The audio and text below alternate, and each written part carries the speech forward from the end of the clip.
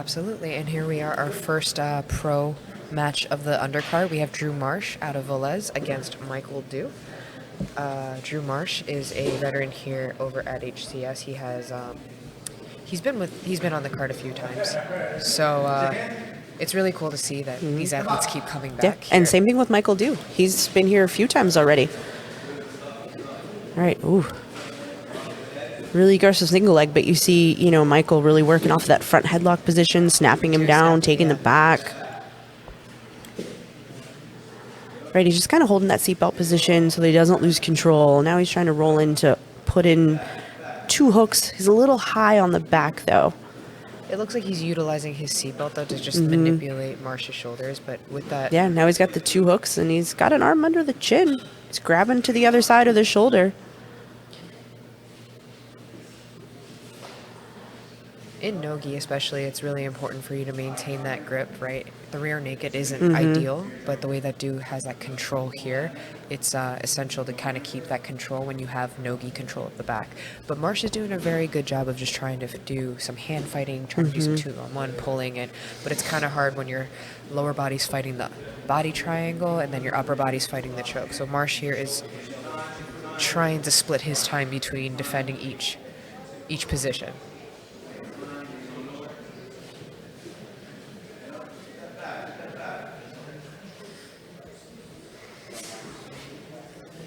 Right.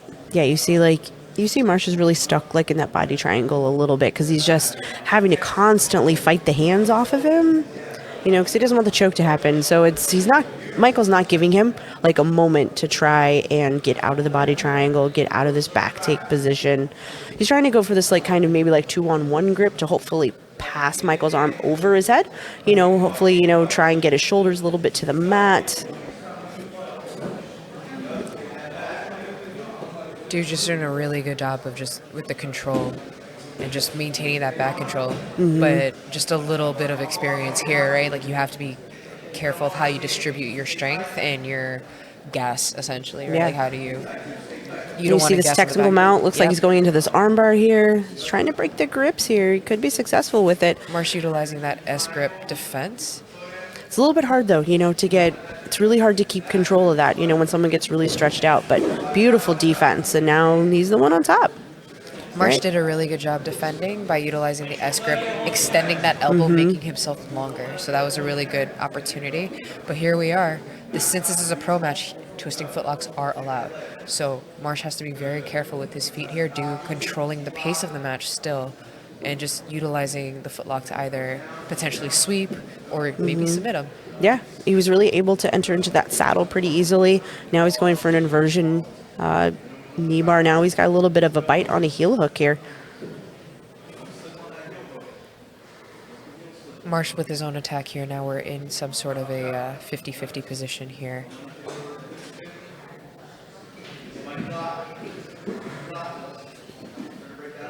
Both gentlemen really displaying a very technical aspect of no-gi here, especially like in the pro card. Again, like these guys are veterans here in the circle, so it's nice to see them come back. It's nice to see them have that display.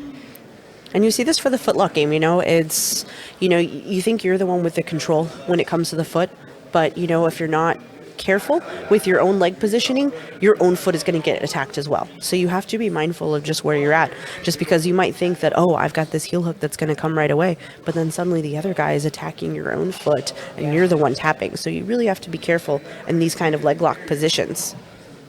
Absolutely. And they're just kind of stuck in this 50-50 spinning right now, just kind of rotating back and forth, back and forth. Marsh attacking his own heel hook here.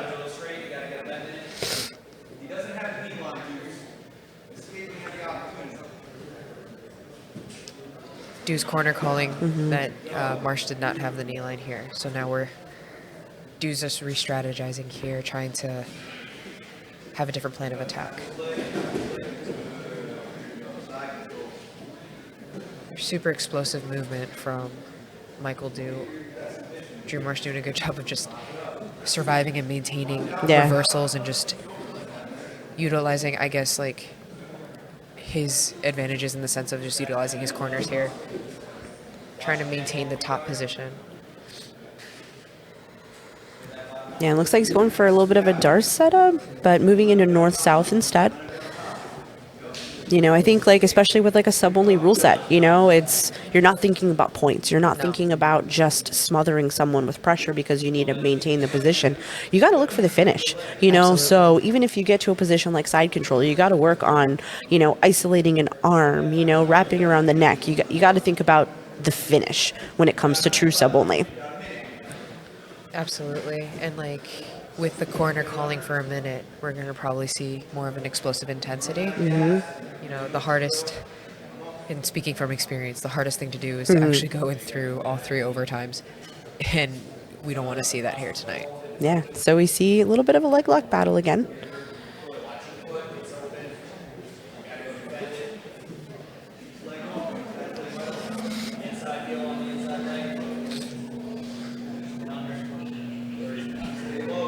Yeah, so the problem here with this kind of like, double like outside Ashi position is, Michael can't really like sprawl his leg back. There's nowhere to go. He's got to start breaking that grip, start pushing down on the knee so that he can free his leg like he just did here. Yeah. 10 seconds. All right, 10 seconds left of the match. In regulation, yep. 3, 2, 1, time. And fighting into the last second. Right.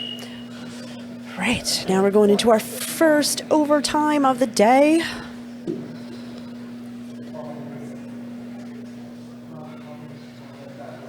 Dude choosing to attack first. Right, so first round is EBI rules. So with 1 minute on the time, and do elects to take the back. Remember, time does not count in this particular EBI section. That's the later EBI. Yeah. That's the second EBI overtime. So Yeah. over here, if you're able to control the person and prevent the escape and do something called a ride out, that gives you an advantage because that means the other person attacking is confident in their escape ability. Yeah, so even though it is a minute, the time technically does not matter. So, but they do have a minute max to work here. And it's basically you have to, if both guys get the same type of escape or they both get ride outs, then we do move on to the next overtime round. But if you do a little bit better than your opponent, so if you escaped but they ride out on time, then the person who escaped is the winner of the match. Right, so you see Marsh like really hipping out. He's got like one leg, but like Du is just controlling that one leg.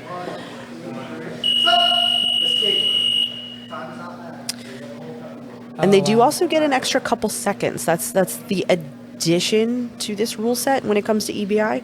When you escape, if you still have a connection to the person, they do give them an extra couple seconds to either reestablish the control or lock up a submission. Right, and it's a really beautiful difference between the actual EBI rule set as compared to this, because this gives the athletes an opportunity to try to get out or try to move or try to sub. Yeah, so we haven't seen Marsh, attack the back this match. It was all Du. So now it looks like he's got a really tight body triangle. Oh, looks like Du's almost escaped though. So he's got a couple more seconds to work. Escape. Oh, Now we're rolling into our second overtime. So this is the modified ADCC rules. So it's a 3-minute round. First person to score wins. And we say modified ADCC rules because guard pulling is allowed. It is not considered a negative if someone were to pull guard like ADCC. So here it's first person to score. If they take the whole 3 minutes without someone scoring, then we do go into a third and final round of overtime.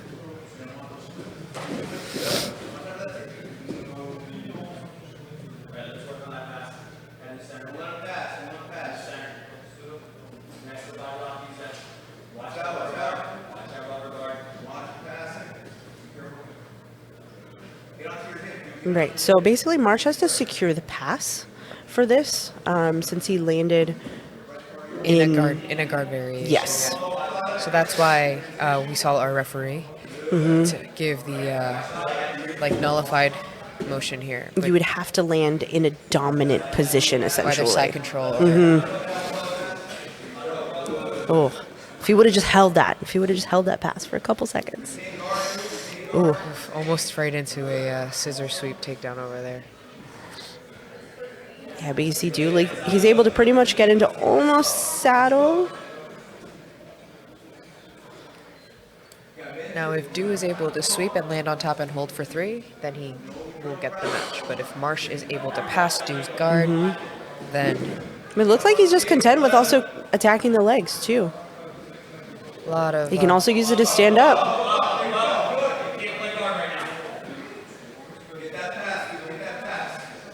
corners are calling for a lot more motion. Referees calling for, hey, let's move along. You know, it's consistent motion, especially when this rule set here, and it's a modified rule set, so they really need to work to stay settled.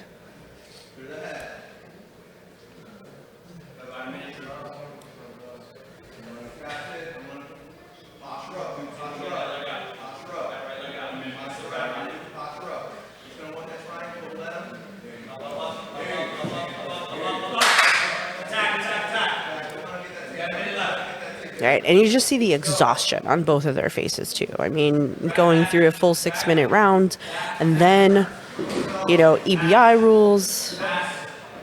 Drew Marsh again going in for the double leg, but getting stuck in Du's guard, and that just kind of throws away a lot of the pointage here.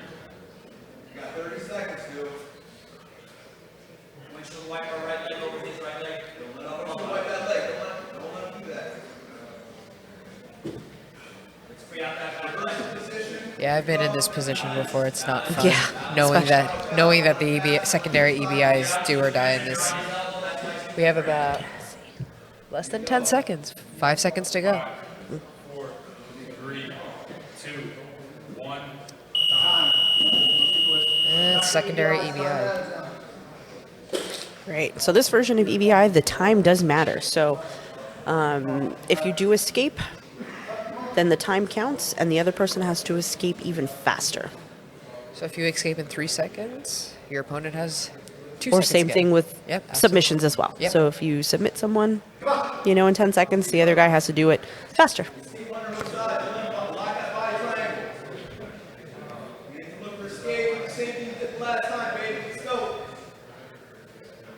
Right. You can just hear the exhaustion from Michael Du from here. But he's still working. He's still able, you know, he switched to the body triangle side. Oh. If he would just flatten on the back. That's considered an escape. Yep. So Du has a 28-second escape, so he has to hold Marsh for 29 seconds. Or submit him. Or sub.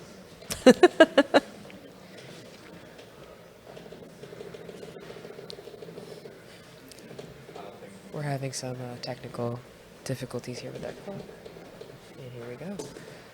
Yeah. So they put 28 seconds on the timer. Right, yeah, you can see Michael Du, he wasn't able to get that body triangle in, so you see Marsh was able to escape with his hips, but you see Du's got a really good seatbelt, so he was able to still follow him back up, and he's trying to put his hooks back in. Because you got to see, like, Marsh has got to escape with both his shoulders and his hips away from him. And we saw before how Michael Du just kind of controlled the back from the beginning of the match, so he's very comfortable there, and he's able to rotate there. So I believe we have a victor after We do. regulation and 3 extremely overbearing overtimes.